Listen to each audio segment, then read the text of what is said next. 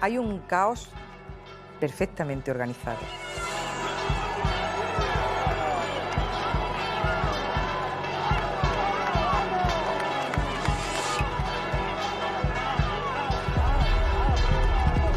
Se genera tal energía que casi se puede tocar.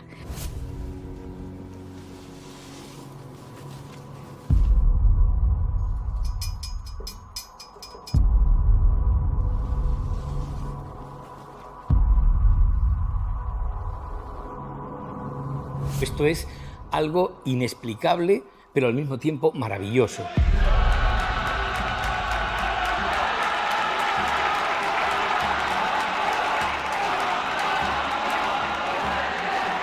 Con esa Virgen colgada entre cielo y tierra.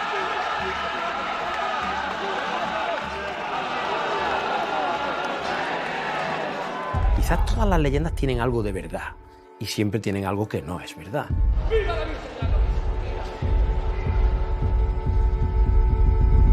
Es un estallido de vida.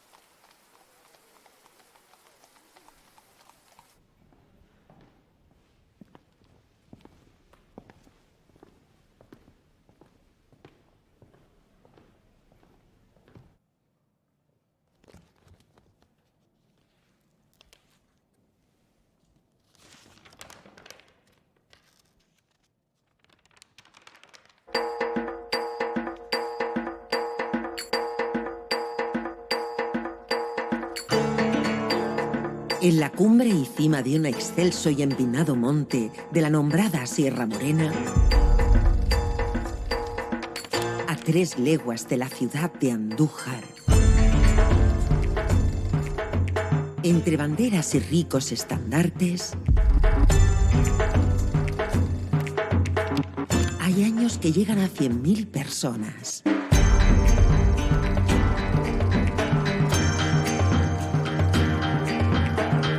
Un clérigo revestido en las andas de la Virgen defiende a las criaturas que le arrojan.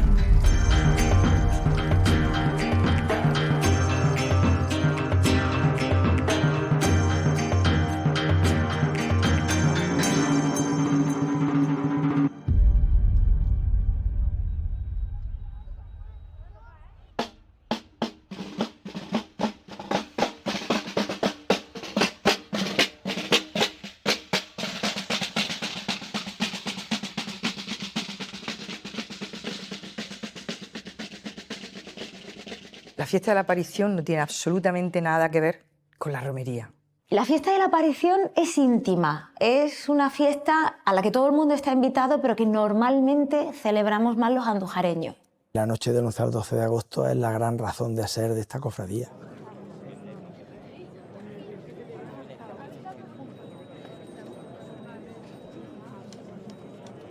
La noche llena de estrellas y es como quien dice, se ilumina la Virgen.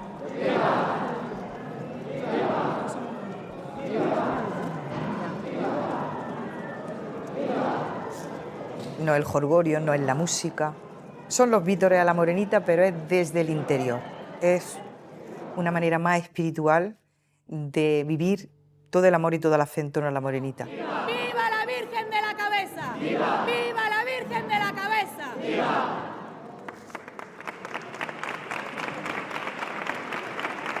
Si esa noche no se hubiese producido esa aparición o ese hallazgo, como queramos llamarle, no tendríamos actualmente absolutamente nada.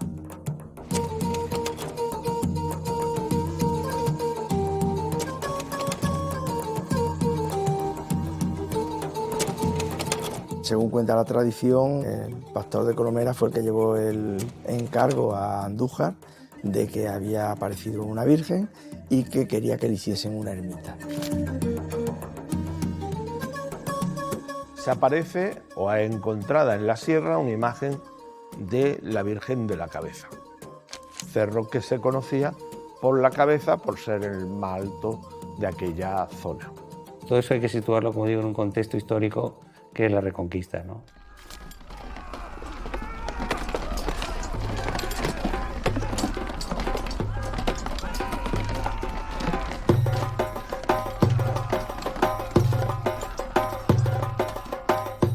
Hay que tener en cuenta que en la Edad Media se produce el cambio de una civilización islámica a una civilización cristiana. Y te está encontrando, a fin de cuentas, una población mayoritariamente no creyente en la fe triunfante, por decirlo de alguna manera, en la fe que está ganando la batalla.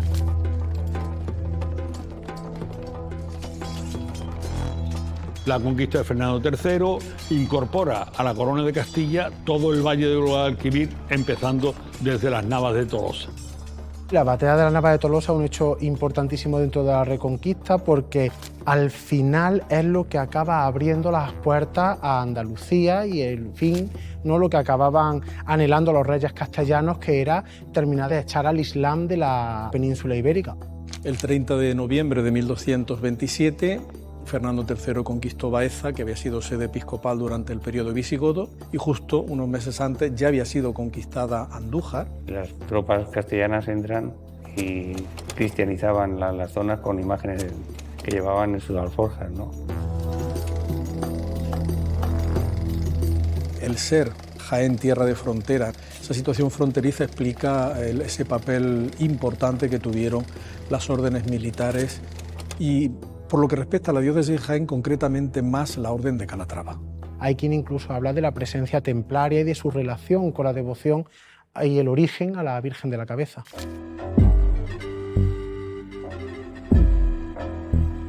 No hay que olvidar que el santuario está cerca relativamente del límite actual con la diócesis y la provincia de Ciudad Real. Y la provincia de Ciudad Real era una zona eminentemente controlada y administrada por las órdenes militares y especialmente la Orden de Calatrava.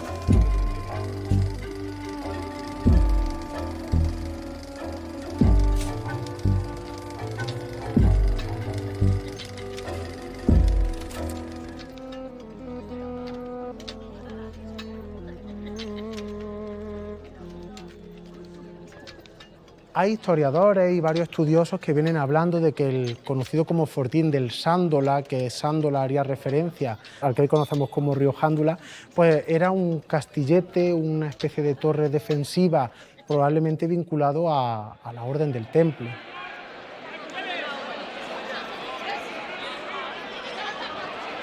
No venirse para aguantamos ya, tranquilo.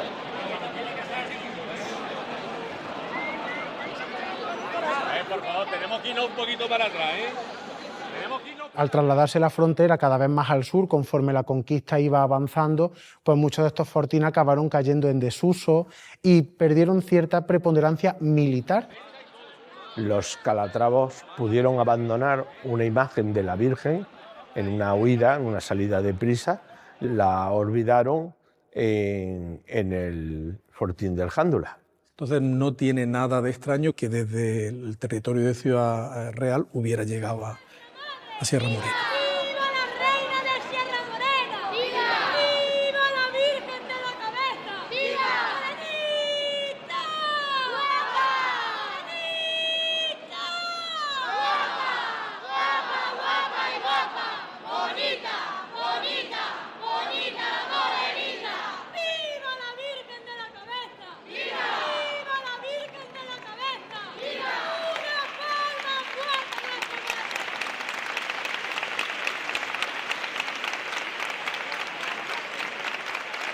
Quizás todas las leyendas tienen algo de verdad y siempre tienen algo que no es verdad.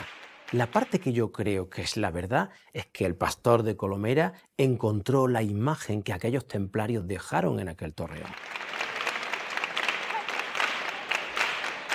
Fernando III el Santo le vino muy bien para repoblar esta zona con una imagen de la Virgen y que se creara esa devoción que, fíjate, hasta después de 8 siglos todavía seguimos subiendo a rezarle a esa devoción que allí se creó. Virgen María, ruega por nosotros, Santa Madre de Dios, para que seamos dignos de alcanzar las promesas de nuestro Señor Jesucristo.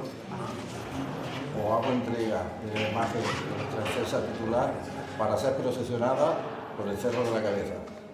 ¡Viva la Virgen de la Cabeza! ¡Viva! ¡Viva la Virgen de la Cabeza! ¡Viva! ¡Viva la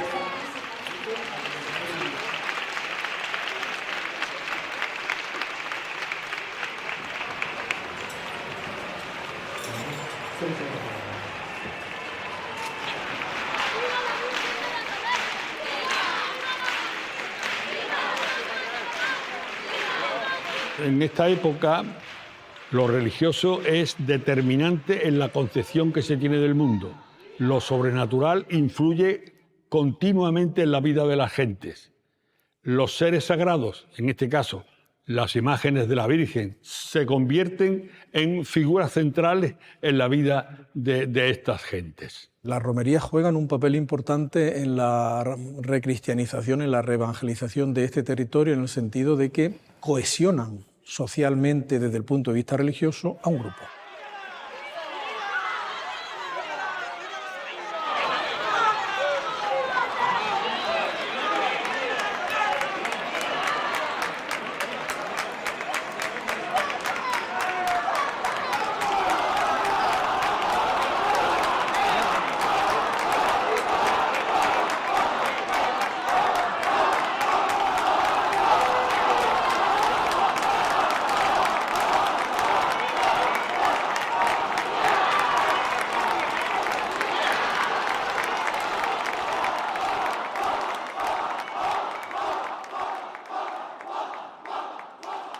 Las leyendas responden a un modelo cultural, a la idea de que la imagen estaba allí y se encuentra o surge por su propio impulso y se aparece a una persona, generalmente un ser sencillo, como un pastor, agricultor. La intersección divina ante gente, pues podemos decir, de humilde condición, era muy habitual, era una forma también de hacerla cercana al pueblo.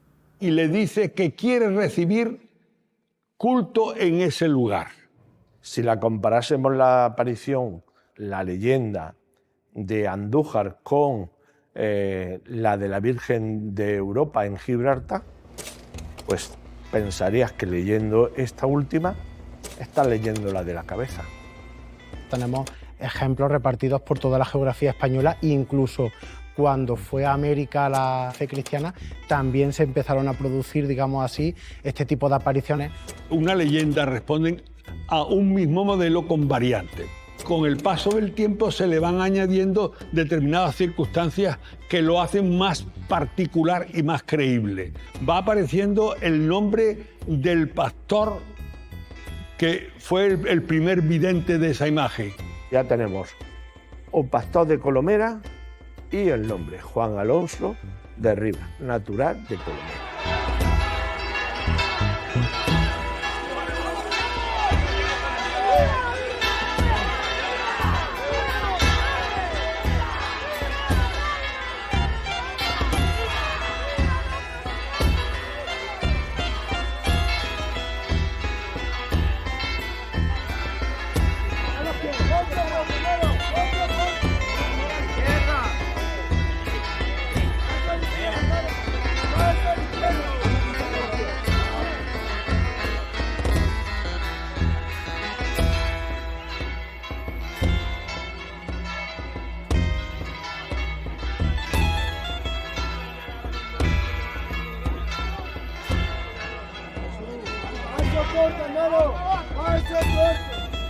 ¡Viva la Virgen de la Cabeza! ¡Viva!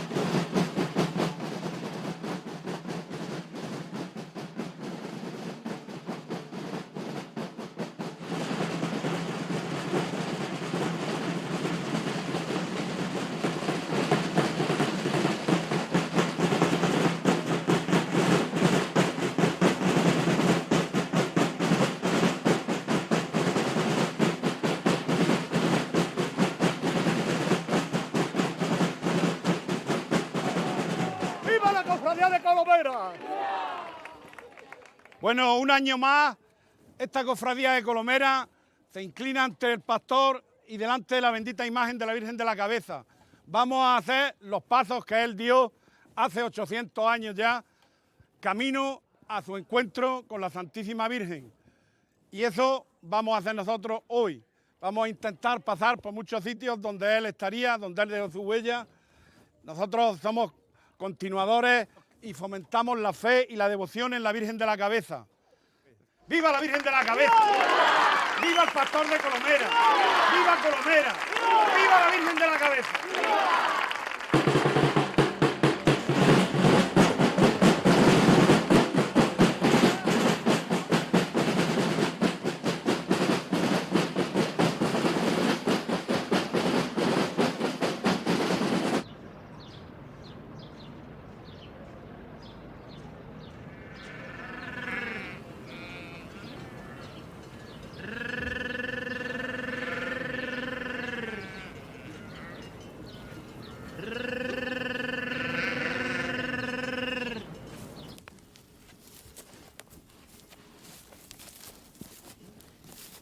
Donde actualmente se encuentra el santuario se sabe que había un cruce de caminos que venía desde el Camino Real de Toledo y todo mezclado con el tema de la transhumancia, la mesta y demás, que al final acababa creando un núcleo de intercambio de reses y de paradas para descansar.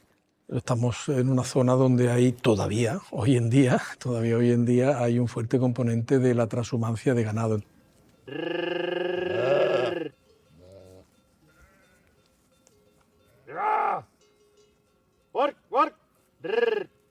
Estos ganados que pasaban aquí el invierno y se marchaban después en primavera, conocían la devoción a la Virgen de la Cabeza y los pastores la iban a llevar a sus lugares de origen.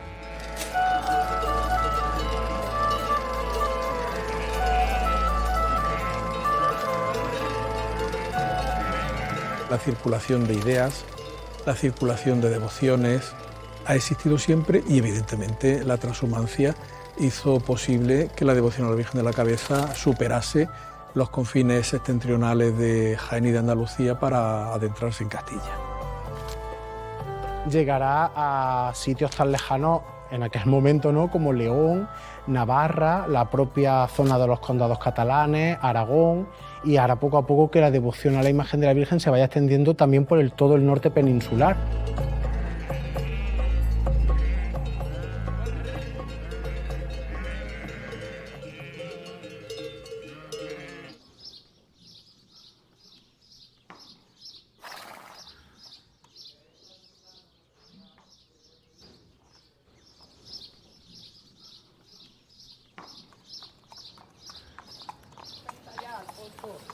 Esto no lo vamos a traer aquí, así lo pillamos más cerca para todo. Sí, mejor. Tenemos tomada a mano. Vamos a echar día. Las romerías normalmente en el pasado iban acompañadas de una feria que se montaba para la ocasión. Desde un primer momento está muy vinculada al tema de la compraventa de animales. Es verdad que las primeras fechas en las que se celebra la romería no se sabe muy bien cuál era, pero sí es verdad que desde época muy antigua y para facilitar todo eso se empezó a realizar el último fin de semana de abril. Y ahí atando las colas, echarle un poco de agua. Esta tarde ponía agua a las 3 de la tarde. Bueno, pero esta tarde no vamos a ningún lado, ¿no? Mañana pone lluvia, que es lo importante. Pero vamos, que bienvenida sea el agua. También es verdad. Los buenos romeros se mojan. Un buen capote de agua y fuera. Esta última manera que le he puesto queda mejor. El caballo tiene un protagonismo, ha tenido siempre un gran protagonismo y ahora lo sigue teniendo, ¿no? Ten en cuenta que los animales, tanto caballos como mulos, siempre han estado presentes como animal de trabajo. Tú lo haces hasta emparejarlo. Ya está parejo. Ya está parejo. Ahí va. Echa atrás mi muleta. Muleta atrás. Echa atrás, mula. Muleta atrás. Muleta atrás. Atrás. Atrás.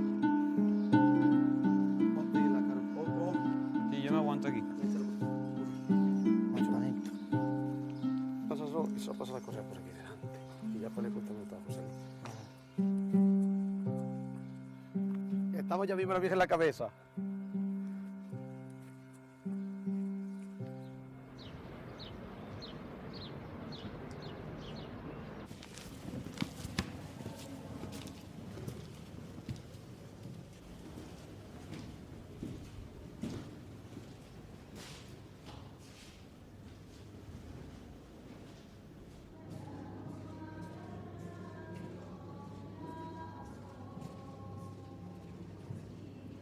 Yo creo que el santuario ciertamente ocupa un lugar central dentro de lo que es esta devoción a la Virgen de la Cabeza.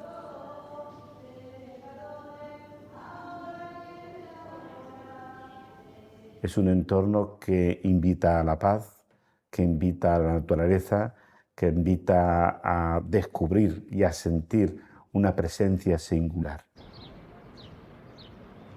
Y los santuarios están emplazados generalmente en las alturas, en un lugar que está en la concepción teológica más cercana de lo divino, más cercana de Dios.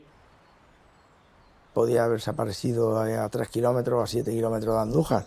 Sin embargo, bueno, pues el capricho fue aquí en un cerro bien elevado y que está a 32 kilómetros de Andújar. Pero precisamente esa distancia explica ese fuerte componente de peregrinación y de romería que de haber estado mucho más cercano, como ocurre en otros lugares, pues no hubiera existido. Yo creo que sí, que tiene que ver algo la zona donde está el santuario ubicado, porque era un sitio, un paso de caminos, era un cruce, una encrucijada, y sobre todo un lugar sagrado. Es un lugar sagrado en todas las culturas. Probablemente en época árabe tuviese algún tipo de uso y probablemente en época romana tuviese otro, porque al final los hitos devocionales, los centros de devoción no se perdían, lo que se acababan era regenerando con el paso de los siglos.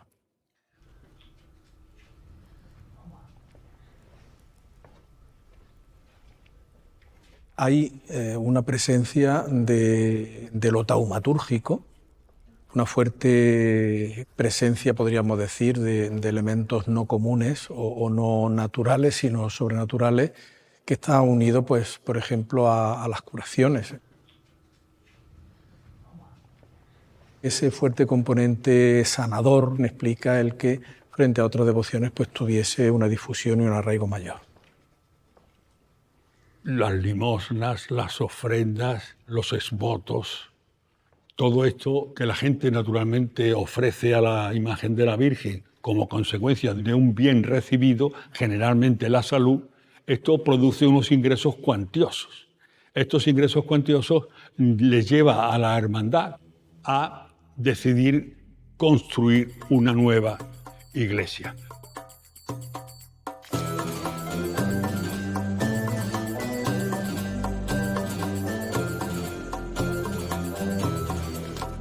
Del primer santuario como tal sabemos bien poco. Se sabe que a principios del siglo XIV estaba perfectamente ya construido y que no debía tener unas dimensiones grandes. Podemos interpretar que sería de 3 naves, con un techo de madera y bastante más pequeño de lo que hoy en día es el santuario.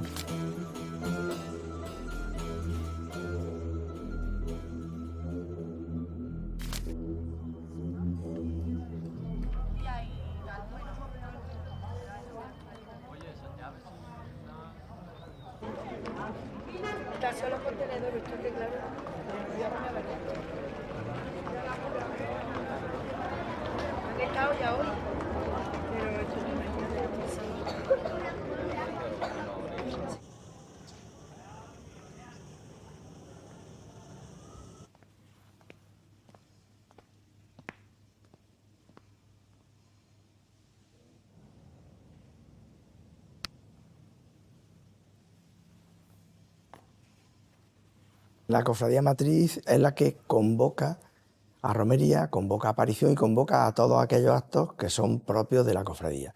La cofradía de Andújar tiene evidentemente un protagonismo que se explica por sí solo, es decir, es la cofradía que nace primera. El Jus Patronato es un caso especial. La hermandad llegó a tener privilegios papales que le permitían nombrar, por ejemplo, al cuerpo de capellanes que se cuidaba del culto a la Virgen. El poder que tenía la cofradía era insólito en el momento y aparte no solo la cofradía de Andújar, sino toda la cantidad de gente que se movía alrededor de la romería. Siempre actuó como madre de todas sus hijas, que son las filiales.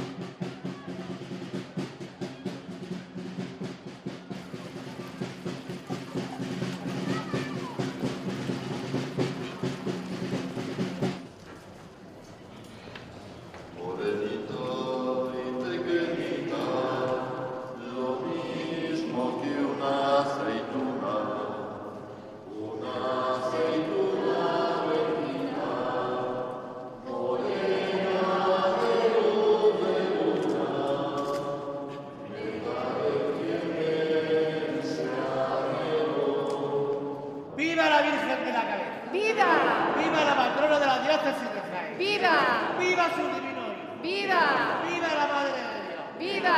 ¡Viva la Virgen de la Cabeza! ¡Viva! ¡Viva la Virgen de la Cabeza! ¡Viva! ¡Viva la Virgen de la Cabeza! ¡Viva!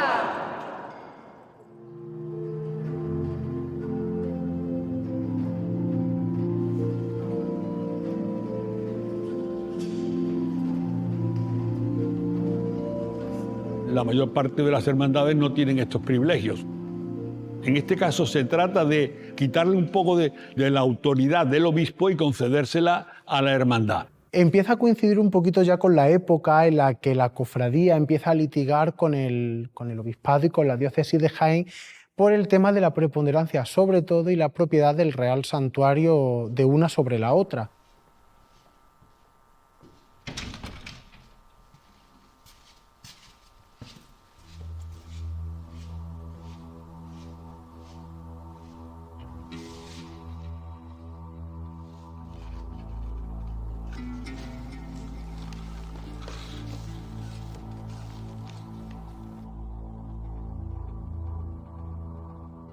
Lo que sí se produce ya a partir de, podríamos decir, la segunda mitad del siglo XV, eso es una institucionalización jurídica de la vida asociativa. Ya se dice que no se haga ninguna cofradía nueva sin permiso del obispo.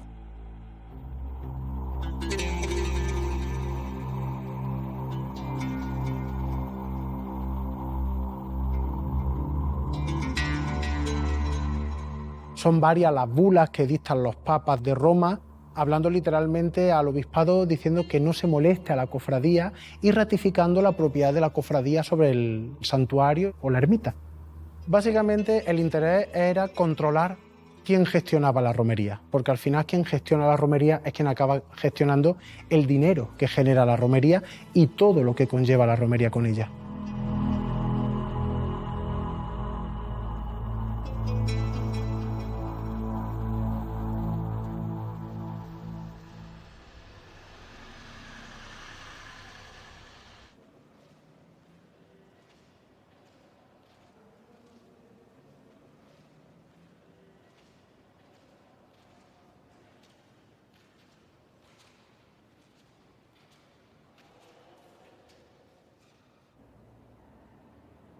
Sin lugar a dudas, la presencia de Vandelvira va a ser importante para que resuelva cómo construir el santuario de la Cabeza, ¿no?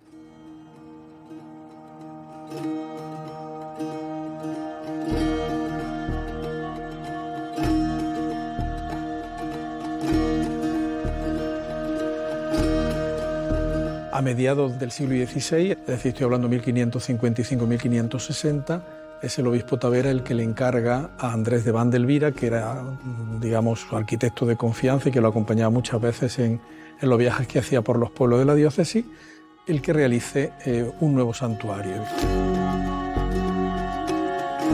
La elección de Vandelvira como hacedor del diseño del santuario viene motivada básicamente porque era el maestro mayor de las obras del obispado y aparte veedor de las mismas. Y en ese momento pues, el obispado decide tomar un poquito las riendas de la construcción y decide llamar a su maestro mayor y le pide que dé trazas para realizar el santuario.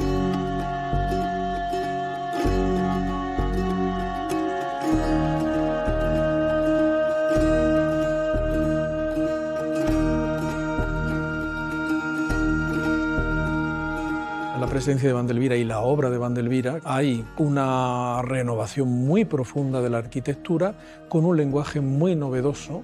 Por ejemplo, la catedral que nos alberga empieza a construirse cuando todavía en España se estaban haciendo catedrales con el lenguaje anterior arquitectónico, con el gótico.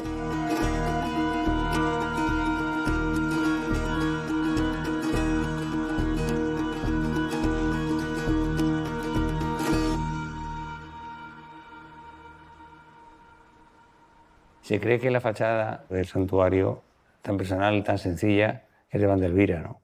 Y yo creo que estamos en lo cierto, ¿no?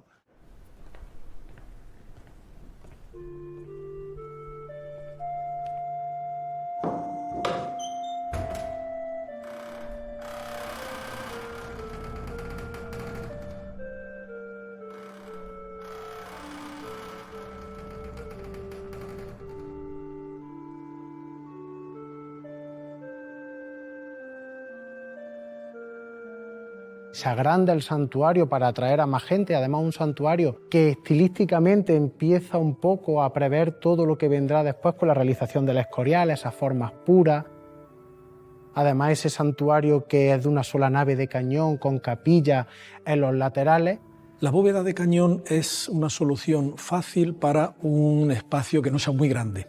Los arquitectos anteriores a Vandelvira lo que ponían eran columnas por medio para sujetar las bóvedas. Por tanto, esas columnas no dejaban ver el altar mayor o la capilla mayor. Y luego, desde el punto de vista de la sensación espacial que produce, es mucho más poderosa que si estuviera compartimentada por distintas bóvedas de vaídas. La grandiosidad del templo, sin duda alguna, influye en la consideración del poder de esa imagen.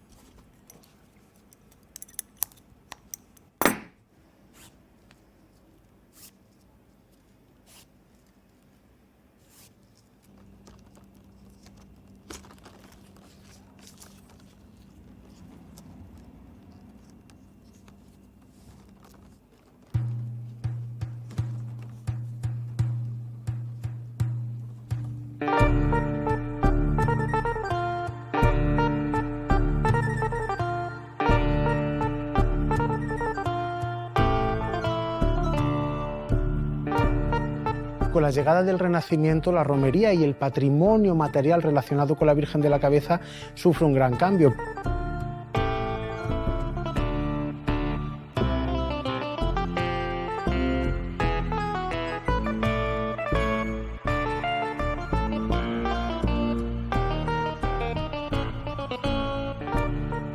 Muy importante será la moda femenina que afectará a la forma de representar a la imagen de la Virgen, que empieza a asimilar progresivamente los gustos y modos que desde la Casa de Austria se venían imponiendo en cuanto a la vestimenta de las imágenes marianas. Desde que se empiezan a vestir las imágenes en España, la Virgen de la Cabeza fue de las primeras y se empezó a vestir con trajes de algunas nobles, de algunas personas que donaban trajes ricos y se adaptaban a esas imágenes. esas filigranas en el manto de la Virgen vienen un poco a representar la ofrenda, el respeto por la imagen. Y eso ha evolucionado hasta nuestros días.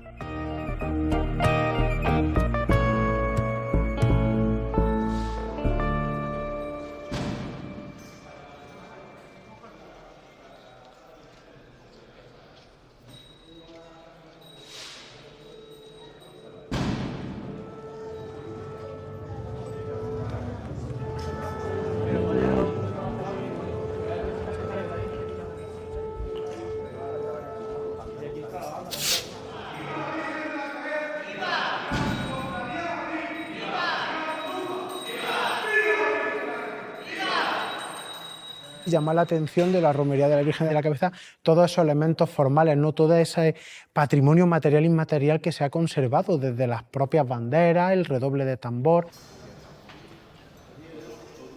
Las banderas, esas banderas tan típicas, digamos, de la España del siglo XVI y XVII, tan enorme, que tiene un origen claramente militar.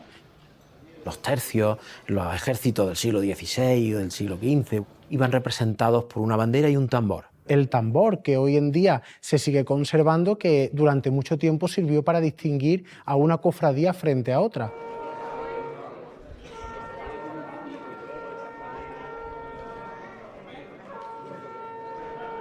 Y es muy curioso que las banderas en esta devoción se hayan mantenido con la misma técnica que las banderas militares auténticas.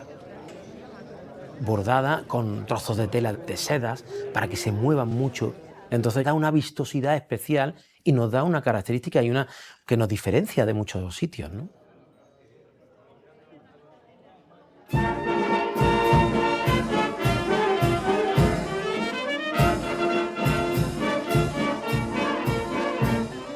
¡Viva la Virgen de la Cabeza!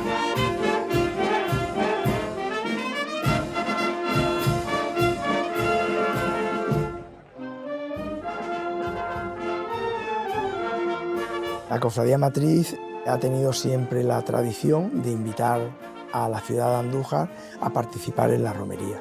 Eso se hace por lo que conocemos el convite de bandera.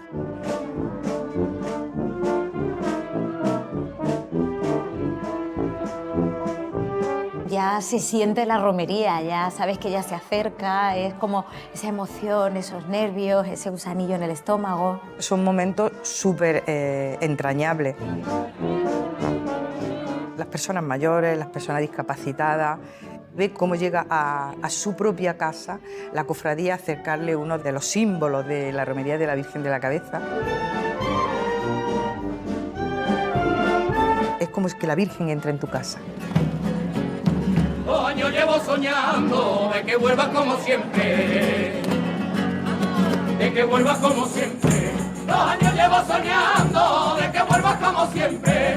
2 años llevo soñando de que vuelvas como siempre, de que vuelvas como siempre. Con campanas repicando y tu bandera valiente, con campanas repicando y tu bandera valiente. Y me sabe hermandad a Madroño y a Pinar, a las almas que ya faltan, a ese bautizo en el río y a mi Virgen por su plaza.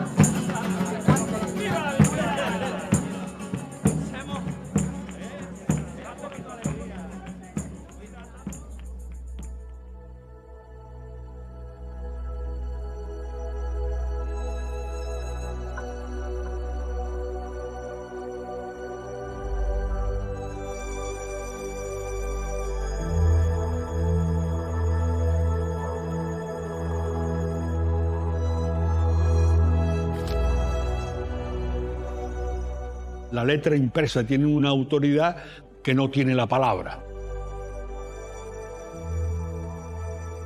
La imprenta supone la difusión de las ideas de un modo más fácil. Ya no solamente por la impresión de libros, sino también por la impresión de estampas devocionales.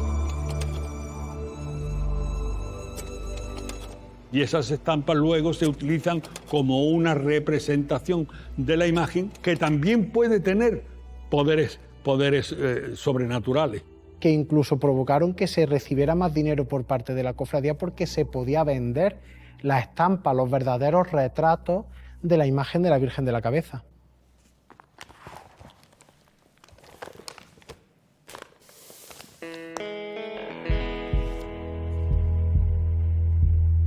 El lugar, la peña, la imagen, los milagros. La infinita gente que acude de cerca y lejos. El solemne día que he dicho le hacen famosa en el mundo y célebre en España, sobre cuantos lugares las más extendidas memorias recuerdan. Cervantes, como cualquier escritor, está atento y observa lo que ocurre a su alrededor y no puede dejar de meter en algún momento en alguna de sus obras este fenómeno tan importante como era la romería de la Virgen de la Cabeza. Y así lo plasmó en su obra Los trabajos de Persíles y Segismunda. Se considera a Cervantes como el primer cronista de la romería de Andújar. Que un escritor mundialmente reconocido como Cervantes escribiera sobre nuestra romería, yo creo que nos da un plus de que avanza en lo que tiene esta romería de peculiar también, que tiene mucha cultura alrededor, tiene mucha historia y mucha cultura alrededor.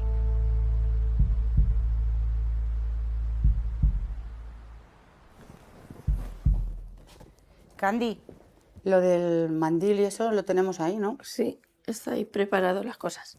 Bueno, este año estarás contenta, ¿no? ¿Estás Sí, contenta? Sí, este año es algo bonito. Sí, para es una nosotros. cosa preciosa. Con lo que nos ha costado que la Virgen de la Cabeza ¿Vale? viniera. Sí. ¿Me ves bien? Sí. Pues venga. Que digo que esta tarde tendremos que empezar a colgar los pendones. Espérate, que está al revés. Estos tan bonitos que nos han regalado. Sí. A ver qué tal. A ver. A ver. Espera un momento. Ay. Si es que... ¿Has engordado? Sí, he engordado, sí. Y bastante. A ver. Así. A ver qué tal. ¿Vale? Sí. Todo el jaleo que esto lleva, ¿eh? Candy. Ya. Este año con Ya más sabes. motivo por ser el 60 aniversario de la cofradía. Pero claro, eso, en lo del moño. Que esto sabíamos que era así. Cuando... ¿Te hago daño? No. Cuando cogimos el cargo que tenemos, pues... Sabemos que era así. que es así. Y ya está. ¿Me ves bien? Sí. Está todo, no se ve la agua No, blanca no, ni no. nada. No. Vale. Te A veo ver bien. la banda. ¿Ya la banda? A ver. Ahí. A ver. Ahí.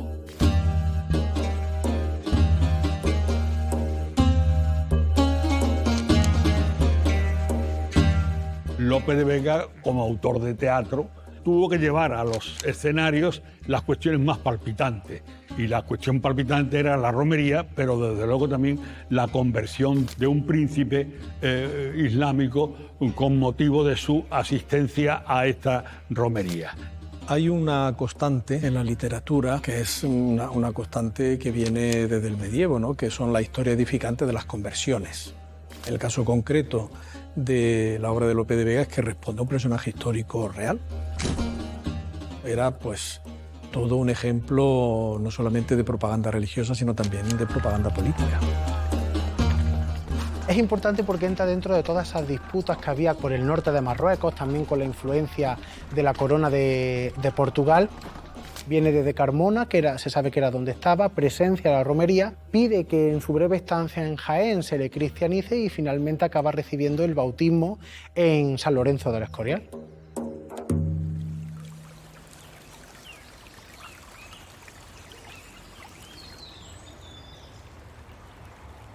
De tus manos vino el fruto divino y a tus pies nace el manantial del cielo. Haz que estas aguas bendigan a este peregrino para que aprenda a andar tus senderos y no hagas digno de alcanzar la promesa de nuestro Señor Jesucristo. Viva por siempre tu corazón, viva la Virgen de la Cabeza.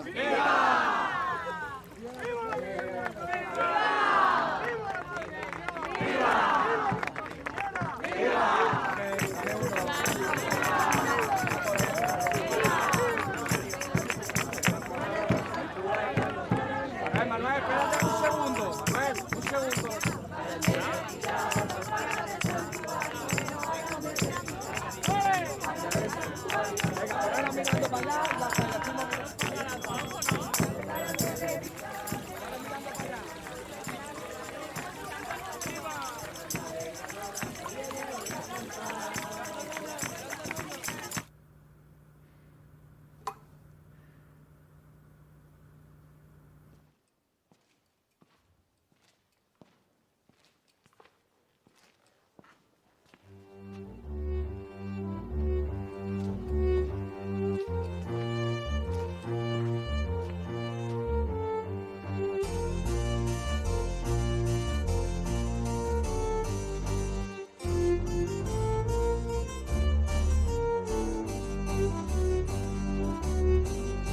Todos estos escritos que han llegado hasta nosotros, sumados a los cuadros como el de Bernardo de Asturiano, que está en el santuario o este que hay en esta iglesia de San Andrés de Jaén, nos sirven como verdaderas fotografías. Es la película que no podemos tener de la romería del siglo XVII.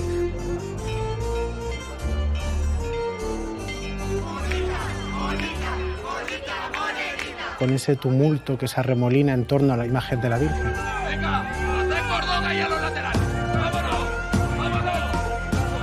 Esa anda antigua del siglo XVI que tenemos documentada, hasta descrita, hasta cuántos tornillos de plata llevaban.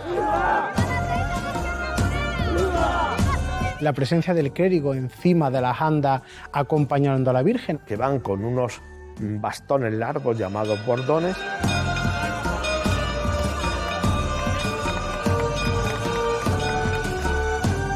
En el fondo podemos ver por la presencia de las ya famosas tiendas de campaña de color blanco de cada una de las cofradías que acudían a la romería. Estaban enceradas para evitar que el agua de la lluvia las calara. Y estaban rematadas por un estandarte o un pequeño pendón que llevaba básicamente el escudo y el nombre de la cofradía a la que pertenecía.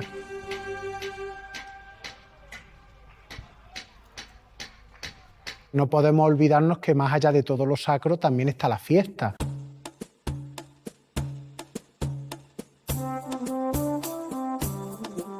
Podemos ver pues, bailes o danzas populares de la época.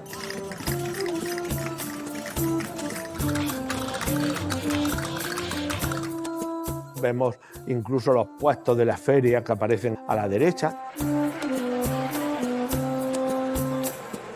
También aparecen en el cuadro esos guiones o esos estandartes partidos a la mitad. Se ve perfectamente ese guión y pone la palabra Andújar. Acompañado de 12 campanas de plata, en alusión probablemente a los 12 apóstoles o a las 12 tribus de Israel. De ahí, Luis Aldehuela, en la época de los años 50, rescató el guión de camino que lleva la cofradía actualmente.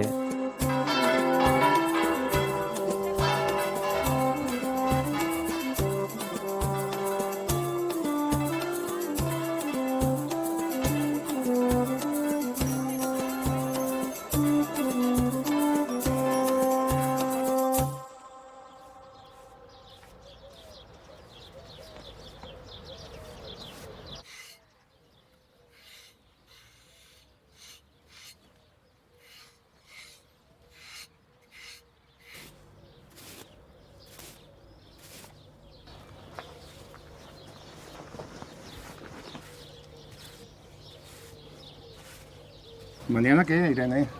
Pues mañana sacaré yo el banderín, ¿no? Tú verás, si eres capaz. Pero claro. Pero vamos, si lo quieres sacar tú como tú quieras. Eso como tú quieras, tú te tiras más tiempo sacándolo que yo. Yo desde los 14 años. ¿Y quién te lo dio la primera vez? Mi abuelo.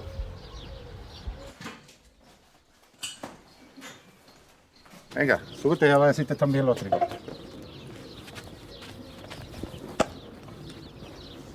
Vamos a dejarlo ya todo preparado. ¿También? Sí. Coger caballo. Cuidado a tres guiones. No. Coger caballo No. bien. Coger caballo bien. ¡Oh! Mañana me da el guión. ¿Te quieres esperar, muchacho, mañana? No. Papá, Dale para adelante. papá, que te esperes, que no. Mañana me lo pones. Como hemos te llevado, Mañana me lo pones, venga. Ya se ha cagado. Espera.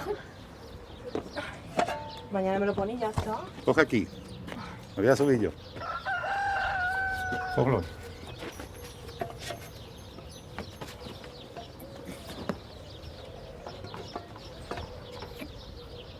Mételo ahí.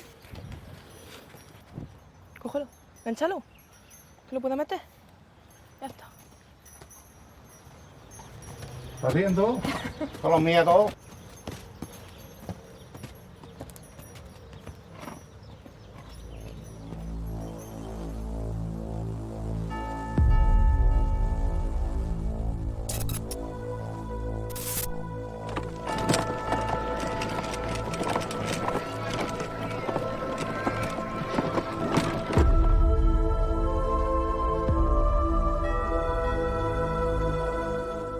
La concepción religiosa del pueblo hace que se exprese sobre todo en los momentos de crisis. En Andújar, en el siglo XVII, hay dos epidemias importantes, ¿no? Eran las ciudades en las que se blindaban, eran las ciudades en las que cerraban sus puertas y no permitían que nadie entrase, eran las que creaban en el extrarradio, fuera del cinturón murario, creaban los lazaretos. Es el momento de epidemias y de catástrofes. A nivel comunitario, cuando la villa o ciudad toma conciencia del daño que ha recibido o que puede recibir. En la de 1680, Andújar perdió un 50% de la población.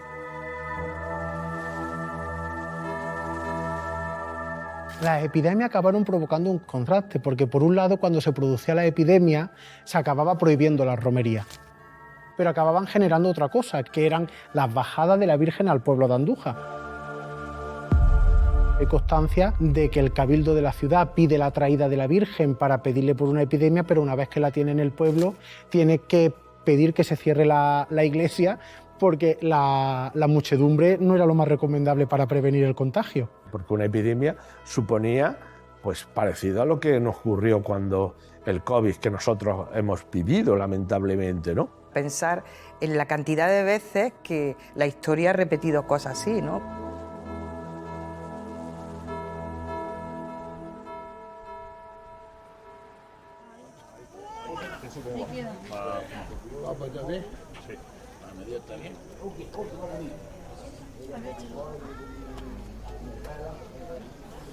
Javi, tiene que sobresalir de donde va metido.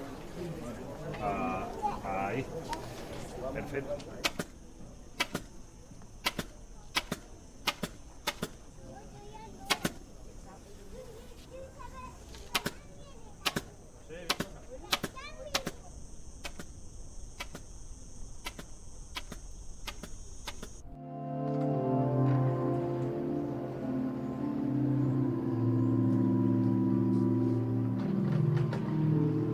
La religiosidad barroca, en el caso de Andalucía, es fundamental. Es en la que se cristaliza la forma de entender lo religioso y se muestra a través de imágenes, de rituales. Supuso estéticamente un bombazo. Se hace el camarín barroco.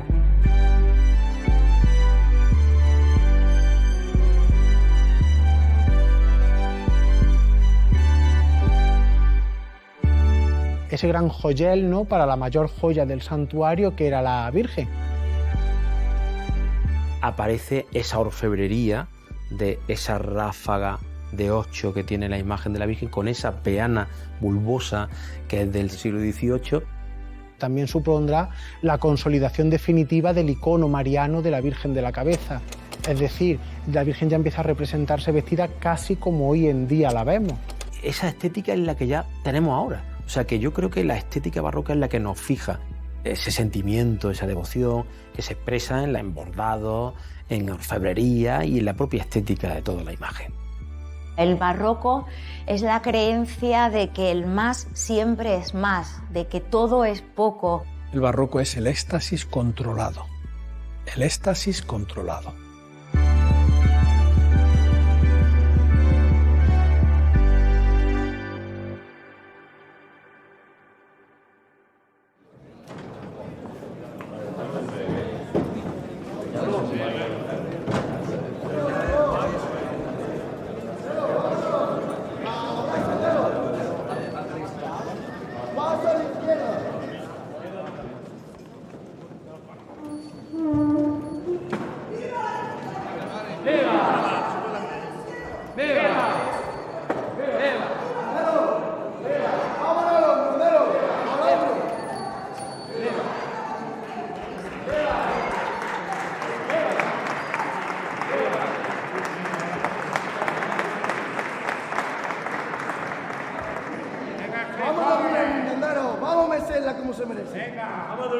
El traslado de la Virgen aquí en Andújar, la Virgen que tenemos en la ermita, en la calle Ollería, Supone un encuentro cada anual del pueblo con la Virgen de la Cabeza.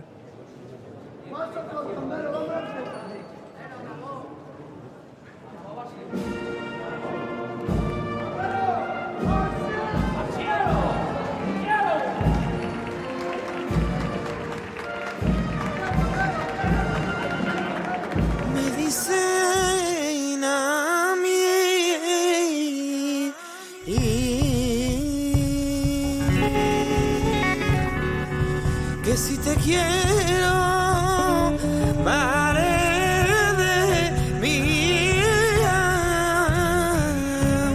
alma, y yo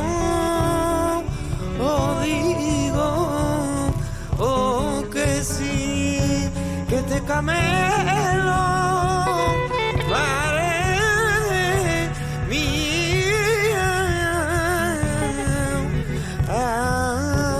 alma, y yo digo, que sí.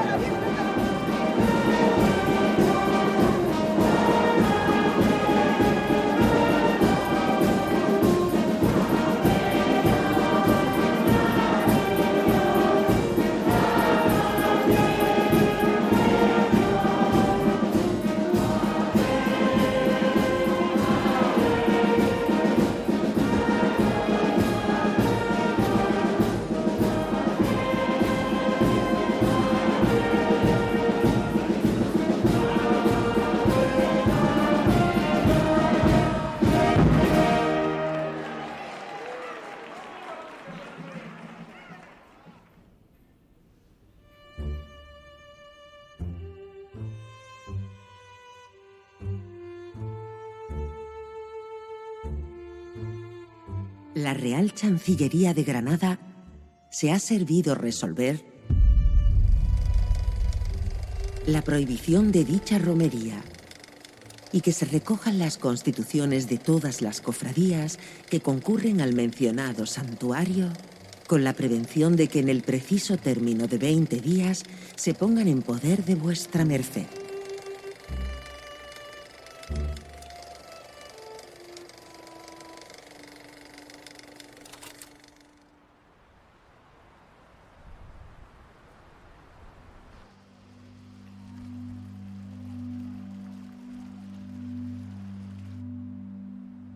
La llegada de la Ilustración tiene, en el caso concreto de Jaén, un fuerte impacto. Las ideas ilustradas afectaron en gran medida a la romería de la Virgen de la Cabeza y a su desarrollo.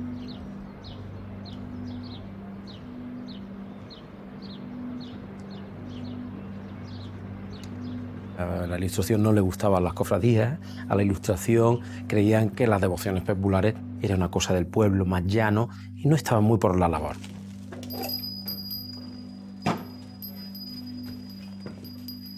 Tras la supresión de la romería por Carlos III desaparecen bastantes hermandades y fueron volviendo muy poco a poco, y de hecho muchas no han vuelto hasta el siglo XX-XXI. ¿Qué pasó? Que muchas de ellas, cuando luego se retoma la romería, no volvieron más. Entonces hubo un cambio, un antes y un después.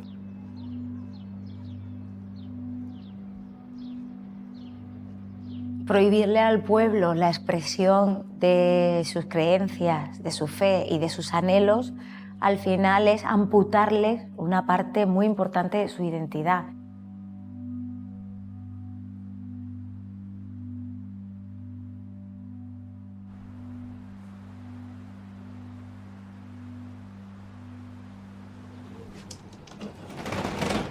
Nos han suspendido la romería, nos han exigido llevarnos la Virgen a Andújar 10 años, hemos tenido derrumbes en el santuario y hemos tenido que traernos a la Virgen, hemos tenido muchísimas dificultades a lo largo de tantísimos siglos, pero es verdad que yo creo que lo más traumático fue el episodio de la Guerra Civil, ¿no?